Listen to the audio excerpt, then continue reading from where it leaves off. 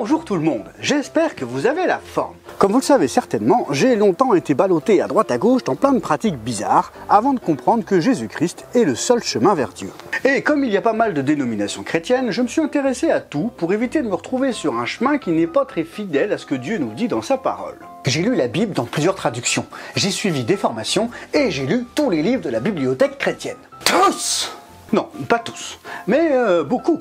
Ah, t'as menti, c'est un péché. Oui, c'est vrai, c'est un mensonge, mais les gens ont bien compris que c'était une blague. C'est ce qu'on appelle le comique d'exagération. Oh, un mensonge, ça reste un péché quand même. Très bien, alors voyons ce que sont les péchés et la différence avec le péché. Bah, les péchés c'est au pluriel, et le péché c'est au singulier. Alors oui, c'est vrai, tu observes bien, mais il y a plus. Tout le monde a une idée plus ou moins claire de ce que sont les péchés. Tous ces petits trucs que si tu les fais, eh ben Dieu, il est pas content. Et que si t'en fais trop, tu vas finir en enfer avec tous les méchants et des petits diablotins qui vont te piquer les fesses. Dans l'imaginaire, c'est ce que croient beaucoup de gens.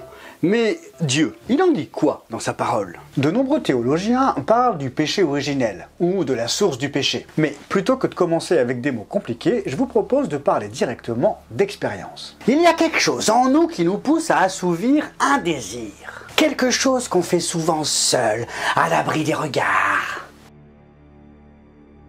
Mais il y a quelque chose qui nous pousse, comme si on ne pouvait pas s'en empêcher. On peut faire ce truc avec d'autres personnes, mais le sentiment d'assouvir ce désir est vraiment personnel. Je ne citerai pas d'exemple, je suis certain que tu as déjà un ou plusieurs trucs en tête. Dieu appelle ça le péché. Romains 7,8, le péché a produit en moi toutes sortes de désirs, ou alors Romains 7,17, en réalité ce n'est plus moi qui agis ainsi, mais le péché qui habite en moi. Le péché habite donc en nous, et il produit des désirs, il agit, il est acteur. Et le péché nous pousse à commettre des péchés. Les péchés, c'est ce que fait notre corps en général. Les mains, les yeux, la bouche. Paul nous dira dans Romains 7, 22 et 23, « En effet, je prends plaisir à la loi de Dieu, dans mon être intérieur. Mais je constate qu'il y a dans mes membres une autre loi.